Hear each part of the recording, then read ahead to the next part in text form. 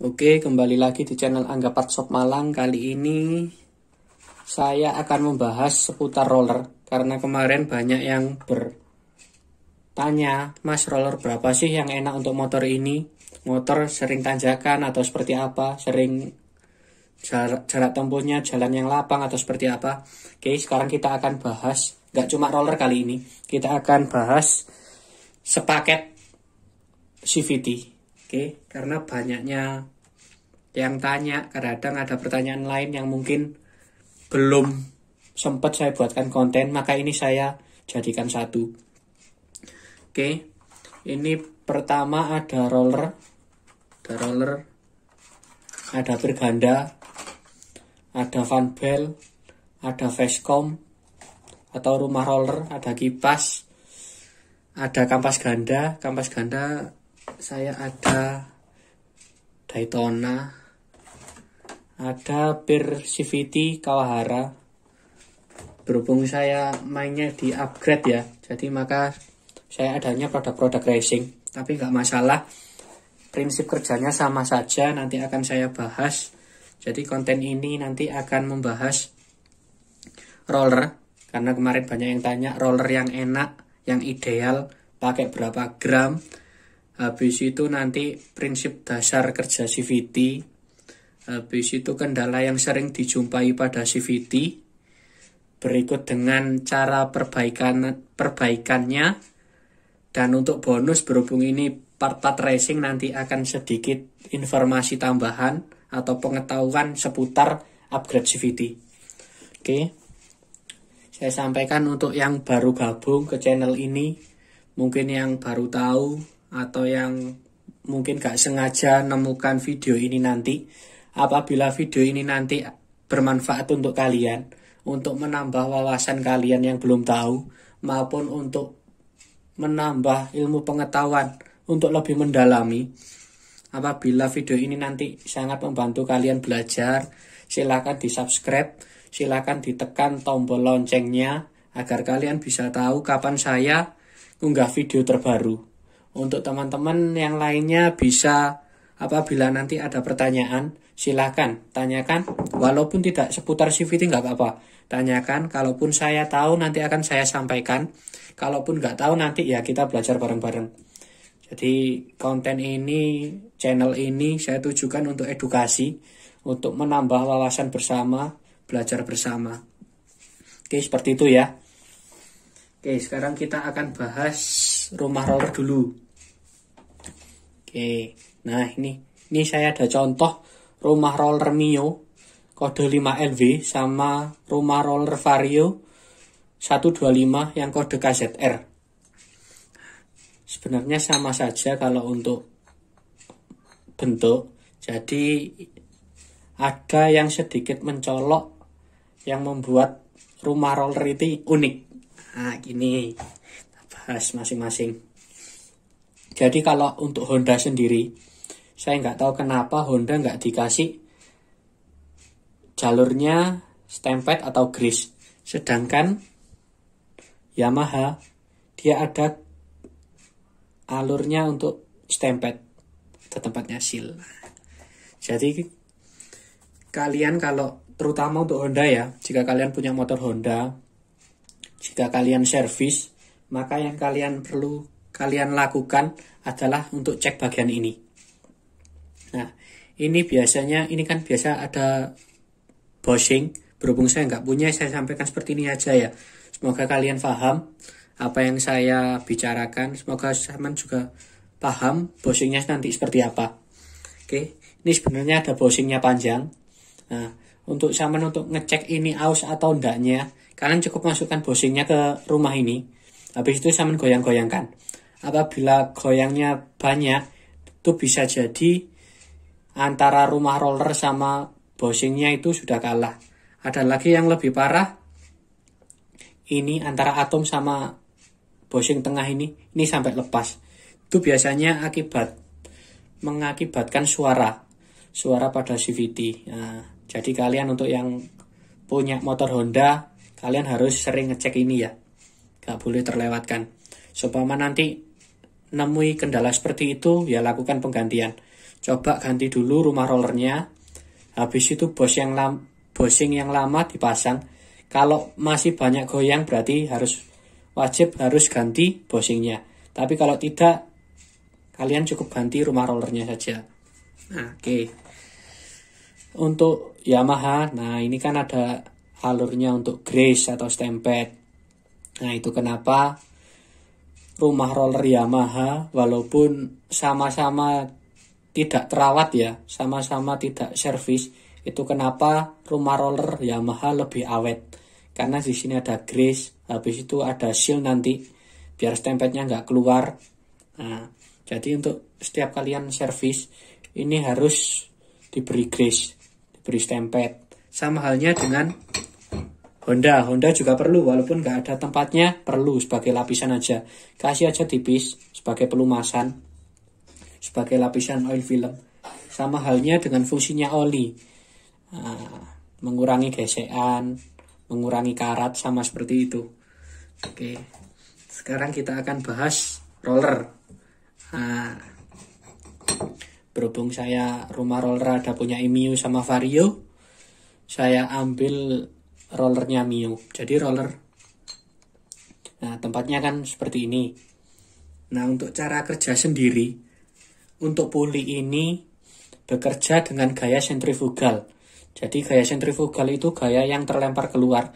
Diibaratkan benang yang diikatkan pada batu, lalu kita putar seperti ini ya. Maka batu itu akan semakin menjauh seiring dengan putaran kita.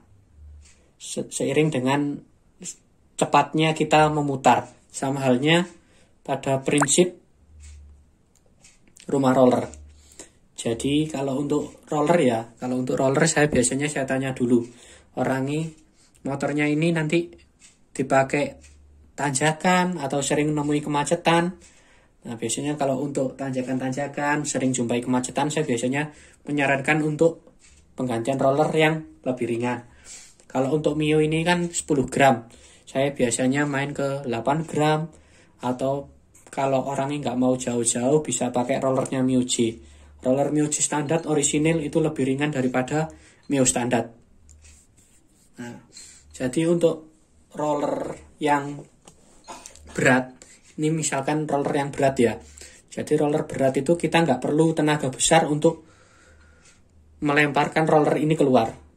Maksudnya digas sedikit saja, roller ini maka akan naik. Beda dengan roller yang ringan. Roller ringan ini perlu tenaga yang besar. Diibaratkan muter ini tadi ya, diperlukan tenaga besar untuk bisa melemparkan roller yang ringan ini. Oke, bisa difahami sampai sini ya. Nah, seperti itu. Jadi kalau untuk roller ringan ini saya ibaratkan sama halnya dengan gear belakang motor manual. Jadi semakin ringan di roller sama dengan semakin besar di motor standar, gear belakang standar. Semakin besar gear belakang maka semakin ringan akselerasinya atau RPM bawah semakin enak. Untuk roller yang berat sama halnya dengan gear belakang yang semakin kecil. Jadi top speednya yang dapat. Oke, seperti itu ya, bisa difahami ya. Nah, kalau untuk roller yang ringan gini, biasanya resiko yang terjadi biasanya dengung. Kenapa dengung? Karena perlu tenaga yang besar untuk melemparkan roller ini keluar. Nah, oke, bisa difahami. Nah, habis itu kalau saya mengibaratkan roller ringan ini ya, dia harus bekerja sampai peak power dulu. Peak power itu tenaga maksimal, baru roller ini mau bergerak, baru motor mau berjalan. Sama halnya dengan motor manual lah. Jadi kalian biasanya mengendarai motor manual, masuk gigi 1, 2, 3 belum peak power, motor belum teriak, kalian sudah masukkan ke roller 4. Nah, itu sama halnya dengan kalian memakai roller yang berat. Nah, kalau pemakaian roller ringan, kalau di motor manual, sama masuk ke gigi 1, gigi 2, gigi 3, ya, nunggu sampai peak power, sampai benar-benar limit di setiap giginya. Nah, itu berarti sama halnya dengan pemakaian roller yang ringan. Jadi seperti itu. Kalau standar, motor-motor standar saya biasanya turun 2 gram dari berat roller standar. Oke. Nah, untuk wawasan, ini kalau roller kan pergerakannya, kalau puli rumah roller masih standar kan pergerakan maksimal segini. Nah, kalau penggunaan roller ringan kan top speednya atau atasnya atau lapangnya yang berkurang. Nah, kadang-kadang orang ada yang memodifikasi. Ini dikerok, jadi jalurnya semakin ke atas, dengan catatan ini harus dirubah derajatnya atau kemiringannya. Kalau untuk rumah roller dan kipas standar biasanya di angka 14 derajat. Nah, orang-orang biasanya merubah di 13,8, 13,5. Jadi nanti gini. Semisal standar seperti ini ya. Nanti kalau berubah derajat yang lebih kecil 13,8 atau 13,5, kalian fokus di bagian atas ini ya. Nanti puli ini nanti akan semakin menyempit gini. Oke, bisa difahami ya. Nanti akan saya bahas di fan belt. Nanti akan saya cantumkan. Nah, kebetulan ini saya ada contoh rumah roller yang sudah dikerok. Nah, ini kan sampai dikerok, sampai atas nih. Cuma ininya masih standar, belum di derajat ulang. Karena ini nanti permintaan orang beda-beda, mau di angka berapa, makanya tidak saya sediakan, tidak saya rubah derajat dulu. Nah, ini kan sudah dikerok, jadi bisa pemakaian roller ringan, bisa untuk mendongkrak top speed, ininya bisa dikerok, derajatnya bisa dirubah. Oke ya. Nah, habis itu ada lagi untuk yang sudah dikerok, yang sudah di derajat, biasanya orang-orang ininya kipas juga dihilangi. Tujuannya agar lebih ringan. Oke, untuk lebih ringan. Sebenarnya kipas ini juga untuk berfungsi untuk mendinginkan. Kalau standar gini mendinginkan. Karena kan CVT tempatnya tertutup, nggak dapat angin. Nah, makanya pabrik-pabrikan desain seperti ini agar menjaga komponen CVT agar tidak berlebihan panas. Nah, kadang ada kalau dikatakan berhubung ini part racing ya, kita buka-bukaan aja lah tentang balap. Kadang balap ini ada yang dipapas habis. Jadi semua yang di upgrade semua ada plus minusnya. Entah itu roller atau bore up, semua ada plus minusnya. Jadi gimana kalian nge-up mesin, tapi ketahanan mesin juga harus kalian perhatikan, nggak sembarangan ya, seperti itu ya. Oke, sekarang kita lanjut ke fan belt. Nah, ini fan belt saya ada punya Vario 125. Berhubung rumah roller ada punya Vario 125, maka fan beltnya pun tak ambilkan contoh punya Vario 125.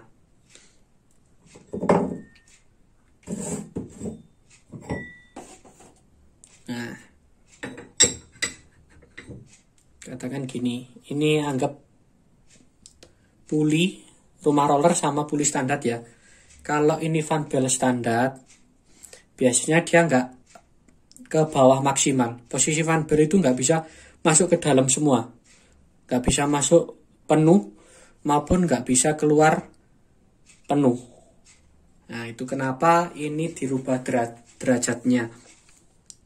Dirubah derajat itu berharap ini bisa masuk, ini bisa keluar maksimal.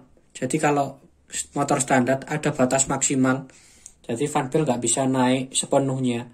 Dirubah derajatnya, otomatis kan ini semakin menyempit. Nah, berharap fan belt ini bisa lebih keluar, jadi top speednya semakin dapat. Ada juga yang bagian sini diberikan ring. Nah, ring tipis atau biasanya orang-orang pakai ring rumah rollernya Myoji yang tipis. Nah, nanti kan berharap ini semakin kebuka toh, karena adanya ring. Nah, itu kenapa fan belt bisa lebih masuk ke dalam untuk membantu akselerasi awal. Oke, bisa difahami ya. Oke, untuk fan belt mungkin nggak ada yang perlu dibahas. Fan belt mungkin cuma beda kualitasnya. Saya sarankan kalau fan belt kalian bisa pakai ori. Kalaupun racing, mending racing sekalian. Yang penting jangan pakai imitasi. Oke, sekarang kita ke per CVT.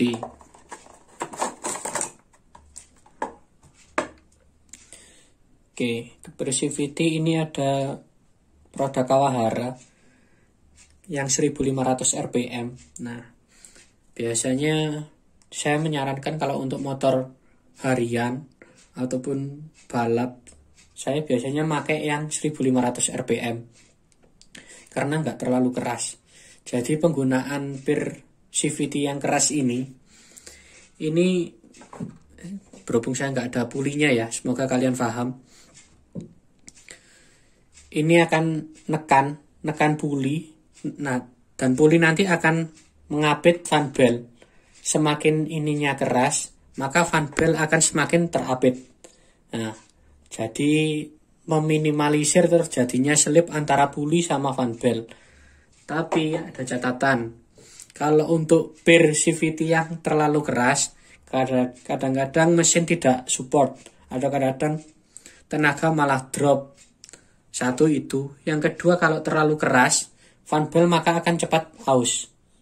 Karena kerasnya fan belt, kerasnya per, fan belt akan kecepit maksimal. Jadi saya biasanya menyarankan standar atau mentok-mentok pakai 1500 rpm. Ada juga kalau Mio saya biasanya pakai per CVT-nya spin. Jadi per CVT spin itu ini ada tandokan. Sama dengan yang atas juga ada tandokan. Jadi kalau diterapkan di motor Mio atau motor yang lain, jadi dudukan per CVT yang bagian bawah itu harus dilubangi agar tandokan yang bawah ini bisa masuk. Dan nanti kalau kelebihan harus di gerinda biar rata. Dan untuk yang atas ini kan ke plat gabung ke kampas ganda, itu harus dilubangi. Dan saya biasanya ngelubangi 3 bagian. Jadi kalau per CVT gini, dia bekerja kan cuma sebagai pegas gini. Kalau pakai per CVT-nya spin, maka tandokan ini saya manfaatkan untuk sebagai daya puntir. Jadi di bagian plat kampas ganda itu saya lubangi 3 bagian. Anggap aja ke 1500, ke 1000 rpm, ke 1200 ataupun ke 2000. Nanti kalian tinggal puter aja. Nah, disesuaikan. Kan ini kalau berstandar kan cuma dorong gini aja tekanannya. Kalau per spin sebelum pemasangan ini dipuntir dulu. Nah, jadi dia kembalinya nggak cuma ngepir saja tapi juga muntir. Nah, itu bisa kita mainkan di situ. Tapi harus ngebor. Oke, untuk per CVT seperti itu. Oke, kita lanjut ke kampas per kampas ganda. Nah, per kampas ganda seperti ini. Ini ada berhubung ada Kawahara, maka saya pakai contoh Kawahara. Ada juga Vario. Oke, kita ambil yang Kawahara.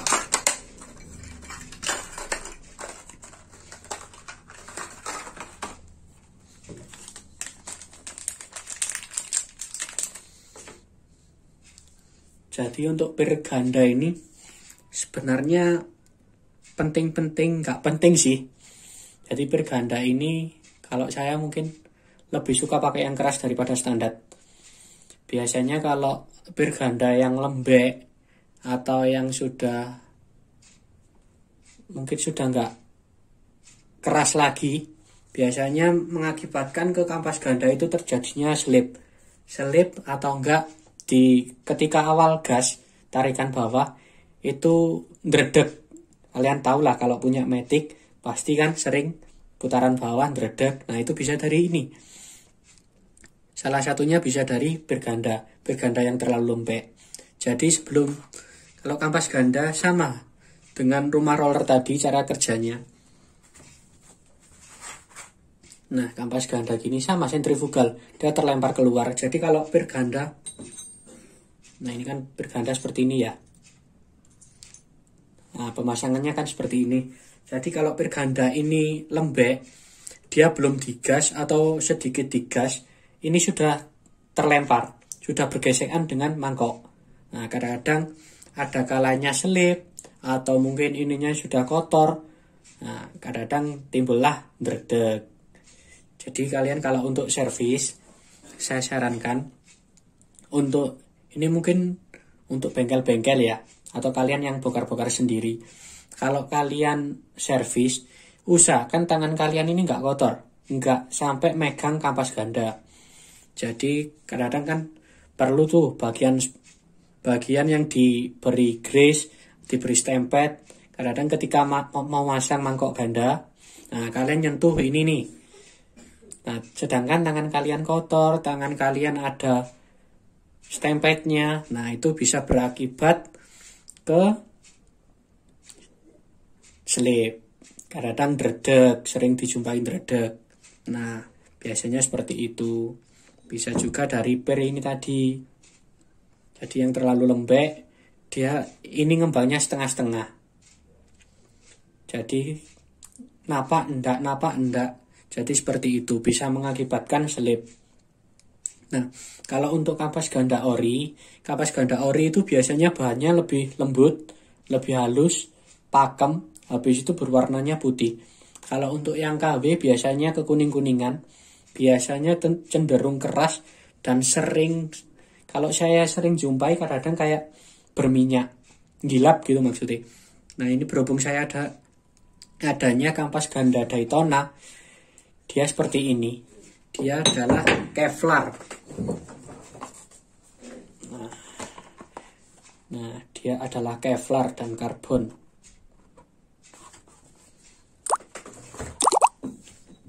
Ini lebih keras daripada kampas ganda standar. Kalian nggak bisa pakai mangkok ganda yang standar bawaan pabrik. Ya bisa, cuma nggak bisa maksimal. Karena ininya keras. Kalau kalian pakai mangkok ganda yang standar, kalian harus mengkartel ulang. Kartel ulang itu, semisal ini mangkoknya ya. Semisal ini mangkoknya, kalian di bagian yang bergesekan dengan kampas ganda, kalian harus kartel. Kartel itu dibuat kasar.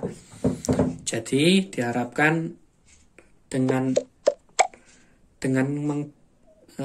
mengkartel mangkok ganda bisa menyebabkan kampas ganda ini lebih mengembang maksimal, menggigit maksimal.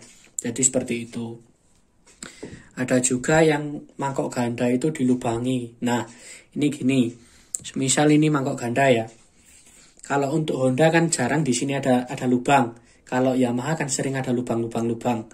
Nah, biasanya kalau untuk Honda sering dijumpai warna yang ke biru-biruan atau pelangi lah. Nah, itu bukan variasi sebenarnya. Kadang ada yang bilang tutun lah. Sebenarnya itu kelebihan panas. Kelebihan panas itu bisa karena panas yang berlebih akibat gesekan ini bisa. Ada juga yang karena salah pemakaian. Salah pemakaian ini seperti kalian di jalanan, kondisi medan tanjakan, habis itu padat kendaraan. Kalian nahan motor biar enggak mundur, biasanya kan pakai rem. Ini mungkin ada sebagian orang yang nahannya pakai gas. Jadi dia digas terus, ini terus bergesekan nahan, akhirnya mangkoknya yang panas. Seperti itu. Ada juga yang orang-orang untuk meminimalisir panas yang berlebih, ini dilubangi. Ada juga. Habis itu yang di sini yang tempat gesekan dengan kampas ganda, ini dilubangi juga. Bertujuannya untuk satu, biar nggak dredeg bisa. Kedua, untuk menghilangkan debu jadi biar keluar.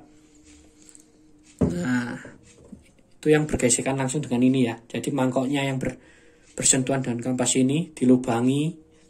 Bertujuannya untuk biar lebih pakem.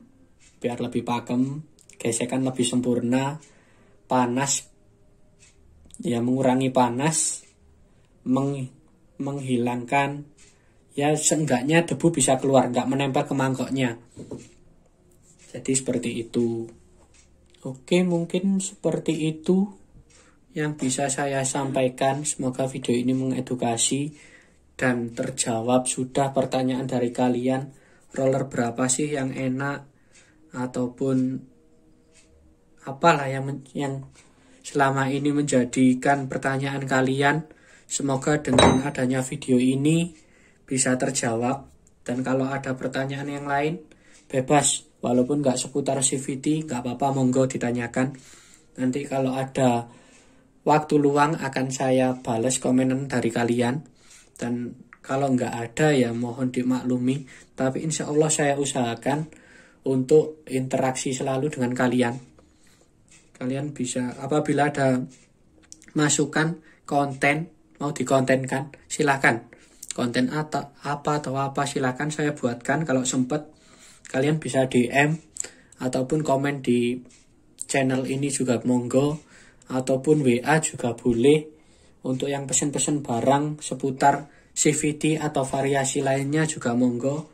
Saya open, nggak beli di saya pun juga oke. Saya nggak menuntut itu semua.